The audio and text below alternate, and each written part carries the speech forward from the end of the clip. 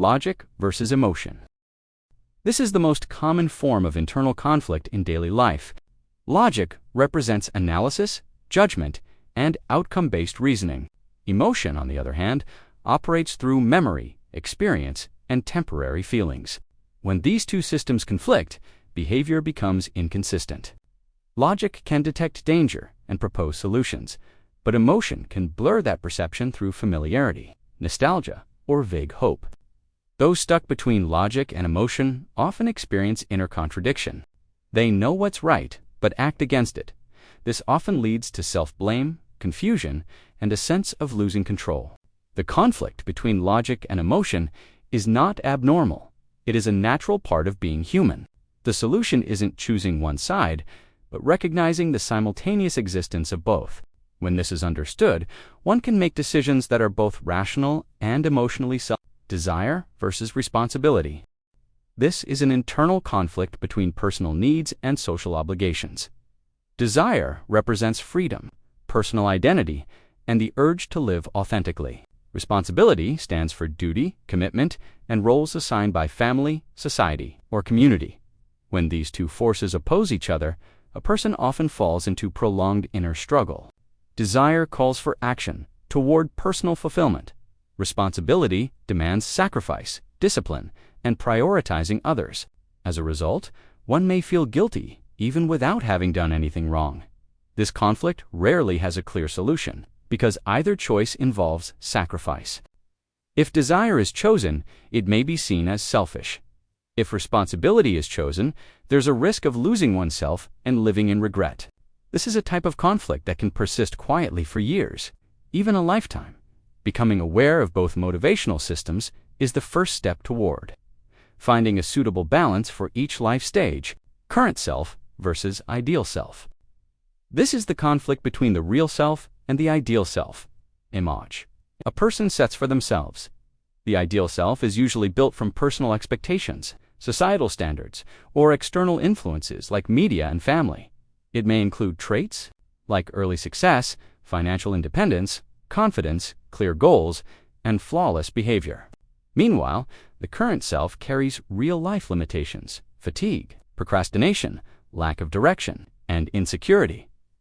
The larger the gap between these two images, the stronger the feelings of inadequacy and failure. People begin to constantly compare and assume they're too late, wrong, or not good enough. What's dangerous is that the ideal self-image often has unclear origins, but its pressure feels intensely real.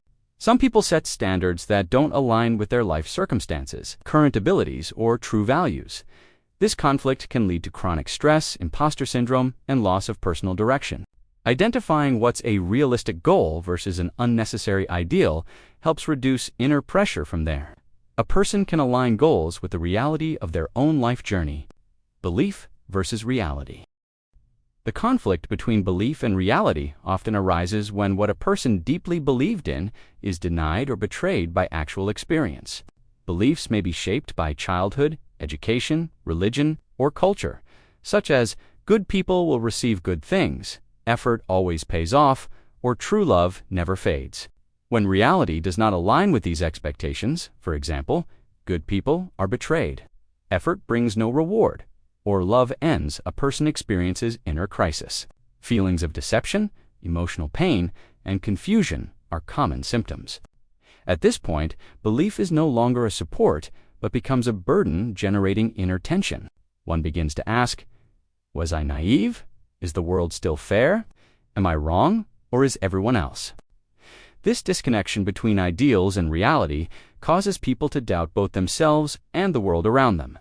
If prolonged, this type of conflict can lead to cynicism, loss of trust in others, and a sense of meaninglessness.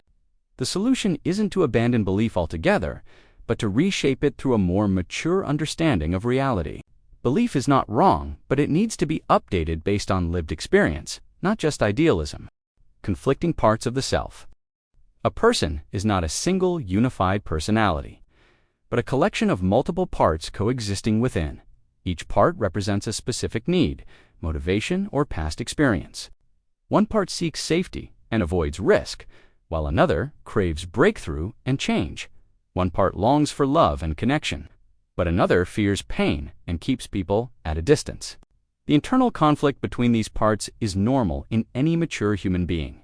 When one part is prioritized for too long, the others respond with frustration, anxiety, or quiet resistance.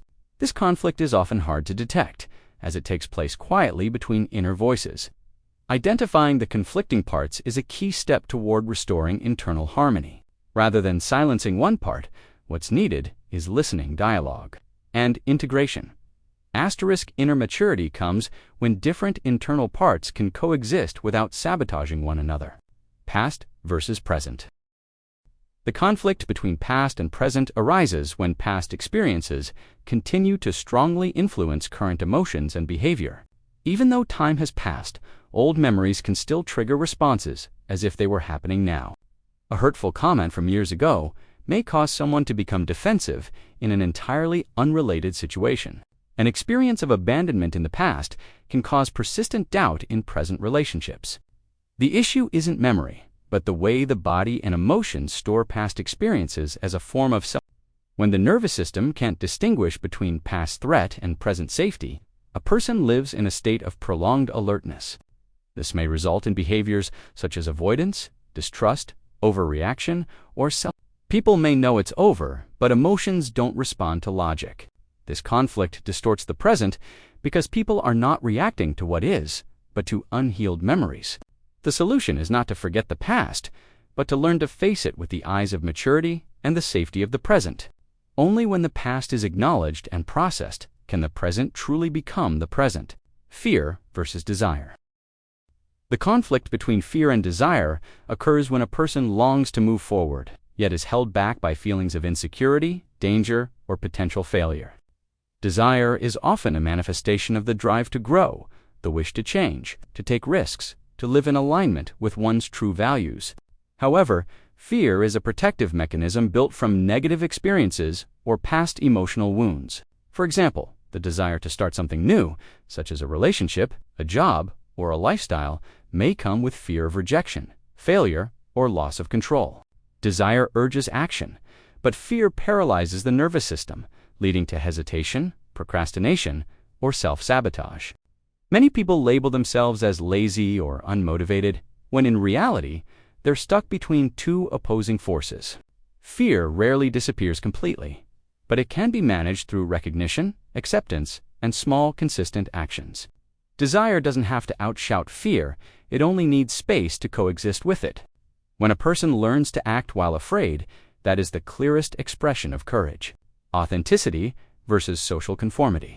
This conflict arises when the need to be authentic clashes with the desire to be accepted and socially integrated. Authenticity represents individuality, uniqueness, and the capacity to express the true self. Social conformity represents adaptation, compliance, and adjusting behavior to fit into a collective dot. In many cases, individuals must perform to avoid judgment, exclusion, or social consequences. For example, a person may hide their sexual orientation, personal beliefs, or true feelings just to keep the peace. When the authentic self is suppressed over time, feelings of disconnection, emptiness, or inauthenticity may emerge. On the other hand, living only through authenticity, without regard for social context, may lead to isolation or excessive rebellion. This conflict demands a delicate balance, enough authenticity to remain oneself, and enough conformity to stay connected with others. The solution lies not in choosing a side, but in the flexibility to know when to express individuality and when to align. Social maturity is reflected in the ability to live authentically without damaging one's connection to the community. Forgiveness versus revenge. This is an internal conflict between the need to free oneself and the desire to restore justice after being hurt. Forgiveness is often seen as a noble act, releasing negative emotions and allowing healing. Revenge, on the other hand, is an instinctive response aimed at restoring a sense of control and personal dignity. When deeply hurt, people suffer not only emotionally, but also feel a loss of power. Revenge becomes a way to restore balance, at least psychologically. However, the urge for revenge often leads to obsession, wasted energy, and a prolonged emotional tie with the offender. Forgiveness does not mean forgetting or condoning what was wrong. It is a conscious decision to sever the past's influence over the present mind. Revenge is outward-focused, centered on the other person. Forgiveness is inward-focused, centered on internal restoration. This conflict becomes complex when a person wants to let go for peace of mind, but also wants the offender to pay. The solution isn't always to choose forgiveness or revenge outright, but to gradually shift from anger toward release. True healing begins when emotions are acknowledged, rather than being rushed into forgiveness or trapped in cycles of vengeance. Move on versus hold on. This is an internal conflict between letting go of the past and holding on to something that once had meaning. The mind recognizes that something has ended, a relationship, a phase, or a dream that no longer fits. But the emotions don't easily detach because they are tied to memories, identity, and the comfort of familiarity. Staying may be painful, but leaving often feels empty, even like a loss. In many cases, people aren't afraid of change. They fear feeling nothing after change happens. Holding on doesn't always come from real emotional attachment, but from the fear of forgetting something that once mattered. On the other hand, moving on is not simple because it requires accepting that a part of life has closed. This conflict traps people in prolonged indecision, caught between regret and helplessness. Moving on does not mean denying the past, but rather redefining its place in the present. Staying is not always wrong, but if it blocks growth, then it's time to release. The ability to move on doesn't come from forgetting, but from accepting that something once important can become a memory.